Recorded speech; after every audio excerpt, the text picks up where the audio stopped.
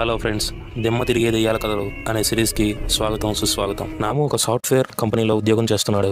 సాయంత్రం తన పని పూర్తి చేసుకుని ఆఫీస్కి తాళాలు వేసి వాచ్మెన్ రంగయ్య చేతికిచ్చి బైక్పై ఇంటికి బయలుదేరుతున్నాడు. సిటీ అంతా నిశిలో నిశ్శబ్దంగా ఉంది. దానికి తోడు అమావాస్య మరింత చీకటినిచ్చింది. వాళ్ళ అమ్మమ్మ చెప్పిన మాటలు గుర్తుకు వచ్చాయి రాముకి. చిన్నప్పుడు ప్రతిరోజు ఇంటి బయట మంచం మీద పడుకుని వాళ్ళ అమ్మమ్మ చెప్పిన దెయ్యం కథలు వింటూ ఉండేవాడు రాము. అయితే అమావాస్య రోజు దెయ్యాలు తిరిగే రోజట.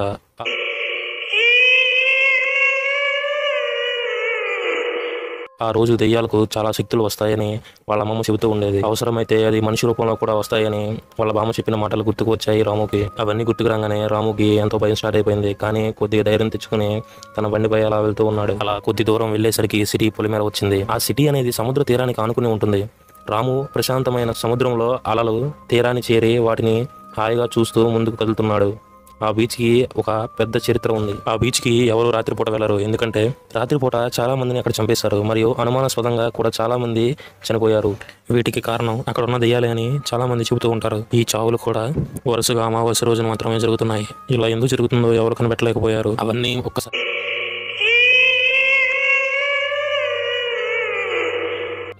రాముకి ఫ్లాష్ అవుతున్నాయి. ఇక రాముకి భయం స్టార్ట్ అయింది. అలా కొంచెం భయంతోనే రోడ్డుపై నెమ్మదిగా వెళ్తున్నాడు రాము. ఒక్కసారిగా తన ఎదురుగా కొంచెం దూరంలో రోడ్డుపై ఎవరో ఒక వ్యక్తి కూర్చున్నట్టుగా కనబడుతుంది. గుండె ఒక్కసారిగా చెల్లుమంది. హార్ట్ బీట్ వేగంగా పెరుగుతుంది. లోపల భయం గూడు కట్టుకున్న బయట ధైర్యంగా బండి డ్రైవ్ చేస్తున్నాడు రాము. ఇంతలో తనకు కనబడిన ఆ రూపం సడన్ గా మాయమైంది. అసలు ఏం జరుగుతుందో రాముకు అర్థం కావట్లేదు. అలా బీచ్ వంక చూస్తాడు. ఒక్కసారిగా తన గుండెలు ఎదురుతాయి. ఒక తెల్లని చీర కట్టుకున్న అమ్మాయి అలా గాలిలో దూరంగా బీచ్లో ఎగురుతూ కనిపిస్తుంది. అది చూస్తున్న రాముకి ఒక్కసారిగా తన బామ్మ చెప్పిన విషయాలన్నీ గుర్తుకొచ్చాయి. రాము వెంటనే భయంతో బైక్ని మరింత స్పీడ్గా నడుపుతున్నాడు.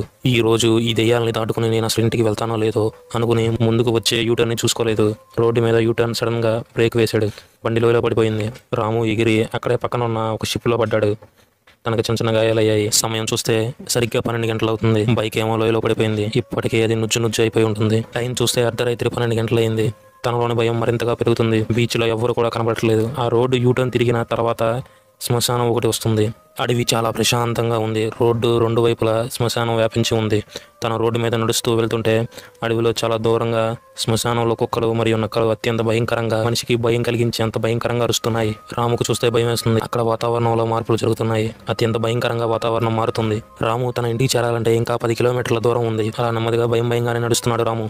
ఈ సమయంలో ఎవరైనా లిఫ్ట్ ఇస్తే బాగుండని రాము అనుకుంటున్నాడు. కానీ ఎవ్వరూ అక్కడికి రావడం లేదు. అలా భయంగానే రాము నడుస్తూ ఉన్నాడు. అకస్మాత్తుగా తన ముందు నుండి వేగంగా ఒక మనిషి వెళ్ళినట్టుగా అనిపించింది. ఆ రూపం యొక్క వాసన మరియు గాలి కూడా తెలుస్తుంది తనకి. రాముకి మరింత భయం వేస్తుంది. అసలు తన ముందు నుంచి వెళ్ళిన ఆకారం ఏమై ఉంటుందా అని ఆ ఆకారం వైపు చూస్తాడు. అక్కడ ఏమీ కనపడదు. అక్కడ ఒక కుక్క కనబడుతుంది. ఓ కుక్కేనా అని లైట్ తీసుకుంటాడు రాము. అంతలో వెనక నుంచి ఎవరో తన భుజం మీద చేయి వేస్తారు. రాముకి ఒక్కసారిగా గుండె ఆగిపోయినంత పని అయింది. అక్కడ నుండి పారిపోతాం అనుకుంటాడు. కానీ అది వెంబడిస్తుందేమో అని మళ్ళీ తనకు భయం వేస్తుంది. కొంచెం ధైర్యం తెచ్చుకుని వెనక తిరిగి చూస్తాడు.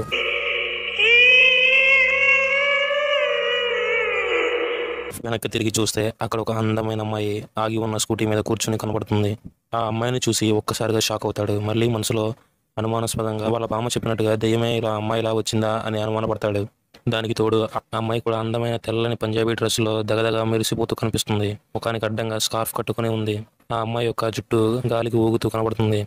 ఆ అమ్మాయి వాళ్ళకం చూసి నిజంగానే దెయ్యమే వచ్చిందా అనుకుంటున్నాడు రాము. రాము అలా అనుమానపడుతూనే ఎవరు నువ్వు అని అడుగుతాడు. నేనెవరైతే నీకెందుకు, ఈ టైంలో నువ్వు ఇక్కడేం చేస్తున్నావు శ్మశానంలో అని అడుగుతుంది ఆ అమ్మాయి. నా బైక్ రిపేర్ అయిందండి, అందుకే నడుచుకుంటూ వెళ్తున్నానని చెప్తాడు రాము. చూస్తుంటే మంచి ప్రొఫెషనల్ డ్రెస్లో సాఫ్ట్వేర్ ఎంప్లాయ్ లాగా కనిపిస్తున్నావు. బైక్ రిపేర్ అయితే మరో ఆటోనో లేదా బస్సో ఎక్కి వెళ్ళాలి, కానీ ఇలా నడుచుకుంటూ వెళ్తారా అని అడిగింది. అదేం కాదండి, సగం దూరం వచ్చాక బైక్ ట్రబుల్ ఇచ్చింది. సరే మీరు ఎక్కడికి వెళ్ళాలో చెప్పండి, నేను లిఫ్ట్ ఇస్తాను. రాము చాలా సంతోషంగా థ్యాంక్స్ అండి అంటూ ఆ అమ్మాయి యొక్క స్కూటీ ఎక్కబోయి వెంటనే మళ్ళీ ఆగుతాడు. ఆ అమ్మాయి అడుగుతుంది, ఏమైంది ఆగిపోయారు? రాము, మీకు పెళ్ళైందా అని అడుగుతాడు రాము. అమ్మాయి, వాట్ డూ యూ మీన్ రాము, అంటే మీరు నన్ను ఏం చేయరు కదా, మిమ్మల్ని నమ్మొచ్చా అంటాడు రాము. అప్పుడు ఆ అమ్మాయికి నవ్వు వస్తుంది. కానీ ఆపుకుని బయటికి గంభీరంగా, అంటే మీ ఉద్దేశం ఏంటి, నేనేమైనా క్రిమినల్ లా కనబడుతున్నానా? అయినా మీరు అసలు అబ్బాయేనా ఇలా భయపడుతున్నారు? ఒక అమ్మాయి వచ్చి హెల్ప్ చేస్తాను అని అర్ధరాత్రి వేళ ఏ భయం లేకుండా వచ్చి లిఫ్ట్ ఇస్తుంటే లిఫ్ట్ తీసుకోవాలంటే ఇన్ని అనుమానాలు కలుగుతున్నాయి. మీరు చాలా పిరికివారులా కనబడుతున్నారు అని అంది అమ్మాయి. రాము, చచ్చా అదేం లేదు, ఊరికే అడిగాను అంతే అని అంటాడు. అమ్మాయి, ఓకే సరే ఎక్కండి. రాము, ఒక్క నిమిషం ఆగండి, మీరు ఎవరైనా సరే నాకు మాత్రం ఒక్క నిజం చెప్పండి. అమ్మాయి, సరే అడగండి రాము అని అంటుంది. రాము ఆశ్చర్యంగా చూస్తాడు. నా పేరు మీకెలా తెలుసు అని అడుగుతాడు. అమ్మాయి, నాకు నీ బయోడేటా మొత్తం తెలుసు.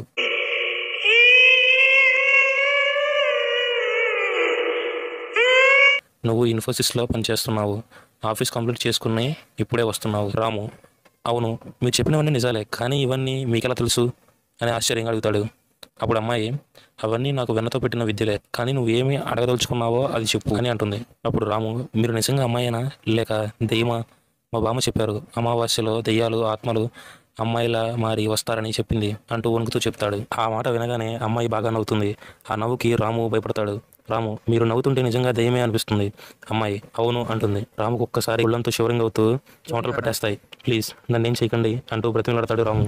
అప్పుడు ఆ అమ్మాయి, ఆపండి మీరు కాస్త, మీకు నేను దెయ్యంలా కనిపిస్తున్నానా? మీరు భలే హెల్ప్ చేయడానికి వస్తే అందరూ దేవతనో లేదో మదర్ తెరీసా అనో పొగుడతారు, కానీ మీరు ఈ టెక్నాలజీ యుగంలో ఉండి కూడా దెయ్యాలు భూతాలు అని భయపడుతున్నారు. నేనేం దెయ్యం కాను, మీరు ధైర్యంగా ఎక్కండి అని అంటుంది అమ్మాయి. ఆ అమ్మాయి మాటలు అయిపోగానే శ్మశానంలో కాలుతున్న శవం ఒక్కసారిగా పైకి లేస్తుంది. రాముకి మరింత భయం వేస్తుంది.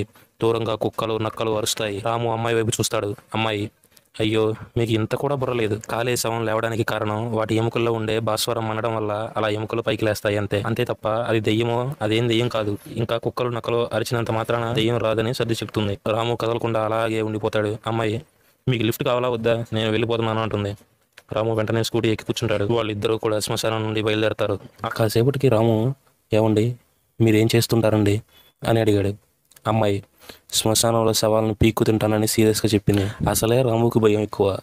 ఒక్కసారిగా రాముకి ఆ మాట వినగానే, ఏంట్రా బాబు ఇది శవాలంటుంది, కొంప తీసి నన్ను కానీ పీక్కు తింది కదా అని మనసులో అనుకుంటాడు. రాము, మన మధ్య ఈ అర్ధరాత్రి జోకులు అవసరమా మేడం? దయచేసి నిజం చెప్పండి అని అంటాడు. అమ్మాయి, ఎందుకు నిజం చెప్పాలి? అప్పుడు నన్ను ప్రతిరోజు ఫాలో అవడానికా అని అంటుంది. అప్పుడు రాము, దెయ్యాలకు ఫాలోయింగ్ కూడా ఉంటుందా అని మెల్లగా గొనుగుతాడు. అమ్మాయి, నాకు వినబడుతుంది మిస్టర్ అంటుంది. రాము, వామ్మో, దీనికి ఇంద్రునికి ఒళ్ళంతా కళ్ళు ఉన్నట్టు దీనికి ఒళ్ళంతా చెవులు ఉన్నాయి అనుకుంటా, మొత్తం వినబడిపోతుంది అని అనుకుంటాడు. అప్పుడు అమ్మాయి, అవును నాకు ఒళ్ళంతా చెవులే ఉంటాయి, నువ్వు ఏది అనుకున్నా అది నాకు తెలుస్తుంది.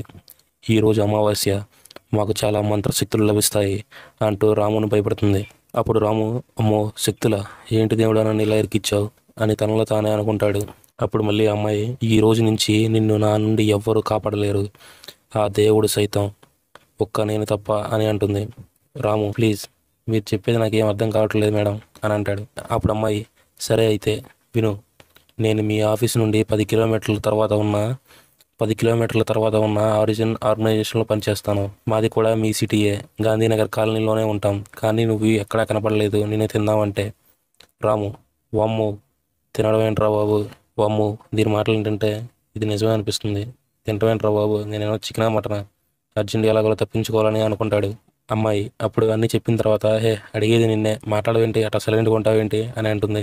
రాము తడబడుతూ, చెప్పండి మేడం అంటాడు. అమ్మాయి, నీ గ్రాడ్యుయేషన్ ఏంటి? రాము, నేను న్యూఢిల్లీలో MBA చేశాను మేడం అంటాడు. అప్పుడు అమ్మాయి, ఓ అదే సంగతి, ఓకే. ఇంతలో రాము వాళ్ళ ఇల్లు వస్తుంది. స్కూటీ ఆగుతుంది. రాము బండి దిగి థ్యాంక్స్ చెప్పి ఇంట్లోకి వెళ్ళిపోతూ ఉంటాడు. అప్పుడు అమ్మాయి, ఓయ్ ఉత్తి థ్యాంక్సేనా, నువ్వే మనిషివయ్యా అని అంటుంది. ఇంకేం అడుగుతుందా నాయన అని అనుకుంటాడు రాము. ఏం కావాలి మేడం చెప్పండి అని అడుగుతాడు రాము అమ్మాయిని భయంగా. అప్పుడు అమ్మాయి, ఏం వద్దులే కానీ ముందు వెళ్ళి తిని పడుకో, ఇంకొకసారి శ్మశానంలో కనబడితే మా ఫ్యామిలీ ప్యాక్ బిర్యానీ అవుతుంది, జాగ్రత్త అంటూ స్కూటీ తిప్పి వెళ్ళిపోతుంది. రాము తన ఇంటికి వెళ్తూ ఉండగా వెనక్కి తిరిగి చూస్తే అక్కడ రోడ్డు పైన ఓన్లీ స్కూటీ మాత్రం వెళ్తున్నట్టుగా కనబడుతుంది.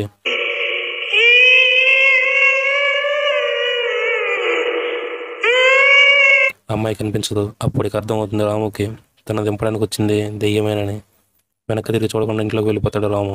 మీకు ఈ స్టోరీ నచ్చినట్లయితే ఒక లైక్ చేసి షేర్ చేయండి. నేను తర్వాత పెట్టబోయే స్టోరీస్ని మీరు మిస్ అవ్వకుండా చూడాలంటే మన ఛానల్ని సబ్స్క్రైబ్ చేసుకుని పక్కనున్న బెల్ ఐకాన్ని యాక్టివేట్ చేసుకోండి. దానివల్ల నేను వీడియో పెట్టిన వెంటనే మీకు నోటిఫికేషన్